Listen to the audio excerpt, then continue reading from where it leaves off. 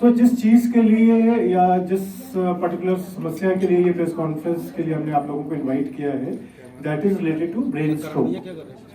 अब brain stroke एक ऐसी चीज़ है जिसके बारे में शायद आपने सुना तो होगा, लेकिन आपको उसकी सीरियसनेस का शायद आइडिया ना हो।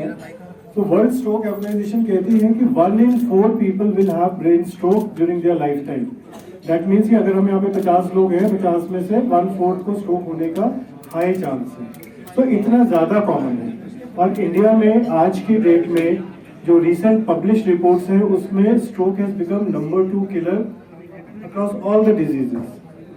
तो इतना ज़्यादा कॉमन है। स्ट्रोक दिखता कैसा है? जैसे हार्ट अटैक के बारे में हमें पता है कि चेस्ट में पेन हुआ, शोल्डर में पेन हुआ, सांस लेने में तकलीफ हुई तो वो हार्ट अटैक है। तो स्ट्रोक कैसा दिखता है? उसके लिए अगर आप ये एक वीडियो देखें, it's a very small video. अब ये जो पर्सन है शाम, ये देखिए, मुंह टेढ़ा हो गया, ये बाजू नहीं उठ रही है, ये उठ रही है, राइट साइड की बाजू नहीं उठ रही है, और जो बोल रहा है उसकी क्लैरिटी चली गई है।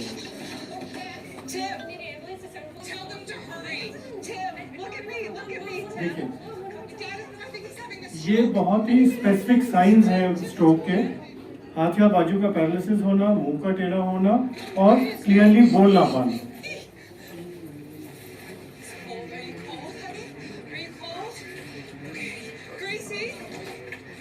जनरली स्ट्रोक का पेशेंट इतना कुछ होने के बावजूद भी अनकॉन्शियस नहीं होता। एक छोटा सा इंफॉर्मेशन था सिर्फ ये दिखाने के लिए कि स्ट्रोक दिखता कैसा है।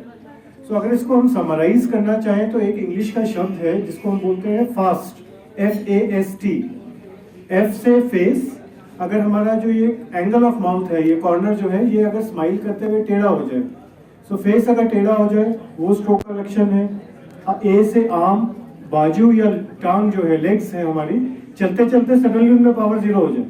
मैं ऐसे हाथ उठा पा रहा हूँ, सडनली वो हाथ ही ना उठ पाए तो वो स्ट्रोक हो सकता है। स्पीच, S से स्पीच, जैसे अभी मैं क्लियरली बोल रहा हूँ, आप सुन पा रहे हैं, समझ पा रहे हैं, लेकिन अगर मैं बोलते बोलते मेरे शब्द तो निकले लेकिन उनकी क्लैरिटी चली जाए या स्लरिंग हो जाए तो वो स्ट्रोक हो सकता है। और T इज टाइम। अगर इन तीनों में से कोई भी सिम्टम होता है तो टाइम नहीं गंवाना है। टाइम की इंपॉर्टेंस क्या है उस पर भी मैं आता हूँ।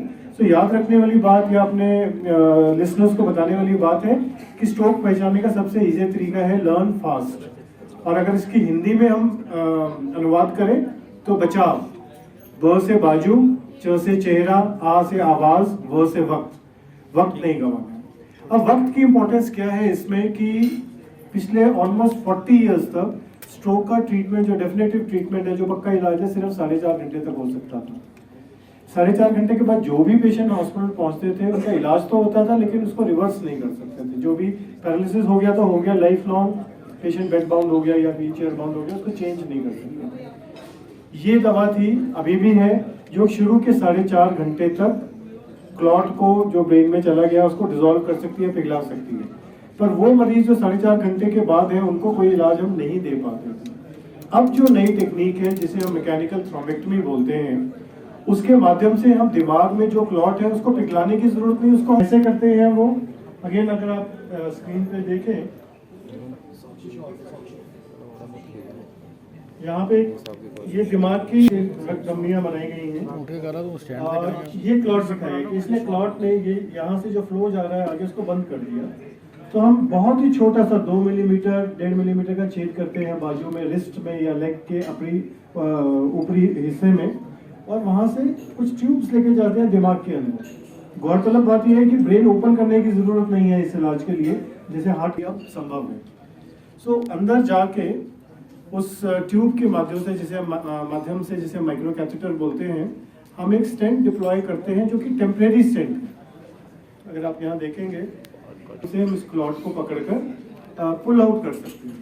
और अगर आप समझ रहे हैं कि ये इसको पिघलाए बगैर अगर हम इसको पकड़ के खींच के बाहर निकाल दें तो स्ट्रोक उसी टाइम ऑन टेबल खत्म हो जाता है। सो ये जो ट्रीटमेंट है मैकेनिकल थ्रोम्बेक्टमी, ये 24 घंटे तक दिया जा सकता है। अब मैं जम्मू में आके बात कर रहा हूँ, आप कहेंगे कि ये तो यहाँ है ही नहीं, तो उसका फायदा क्या है? तो फायदा इसका यूजफुल ये है कि इसके लिए 4.5 घंटे की विंडो नहीं है, वो जो टाइम पीरियड है 24 आवर्स है। सो गॉड फॉरबिड अगर ऐसा कुछ पेशेंट है जिसको ये प्रॉब्लम है, still they can go to a higher centre जहाँ पे मैकेनिकल थ्रोम्बेक्टमी अवेलेबल है। जस्ट एक पेशेंट दिखाऊंगा। ये पेशेंट की कुछ इमेजेस हैं, जैसे इस तरफ ज़्यादा नसें हैं तो यहाँ पे ब्लॉकेज है और इस तरह से हम ये क्लॉट निकलते हैं। ये वो स्टेंट है जिसमें क्लॉट ऐसे ट्रैप निकालते हैं। ये एक यंग लड़का था, इसको जब हमने ट्रीट किया, जब ये आया था ये पैरालाइज था और आज की डेट में बात कर सकता है। मैं फॉरवर्ड करके जस्ट दिखा रहा हूँ कि डेफिसिट जीरो है, बात कर सकता है, जॉब पे जा सकता है, तो जीरो डेफिसिट। बट सारे पेशेंट इतने लकी नहीं होते, कभी कभी क्लॉट निकालने के बाद कुछ प्रॉब्लम रह भी जाती हैं। बट इम्पॉर्टेंट बात है कि ये ट्रीटमेंट आप 24 आवर्स तक हम कर सकते हैं। जो ये ट्रीटमेंट है उसके लिए मिलेगी कहाँ ये ट्रीटमेंट, बिकॉज ऐसा तो नहीं है कि अगर आप हर हॉस्पिटल में जाएंगे तो इसके एक्सपर्ट्स अवेलेबल होंगे। सो इसके लिए गवर्नमेंट ऑफ इंडिया ने भी और कुछ इंडिपेंडेंट एजेंसी ने भी स्ट्रोक की एक्रेडिटेशन स्टार्ट की है। जैसे NABH होते हैं हॉस्पिटल, ऐसे स्ट्रोक रेडी हॉस्पिटल्स भी धीरे धीरे कॉन्सेप्ट इंडिया में अब आना लगा है, बाहर पहले से ही।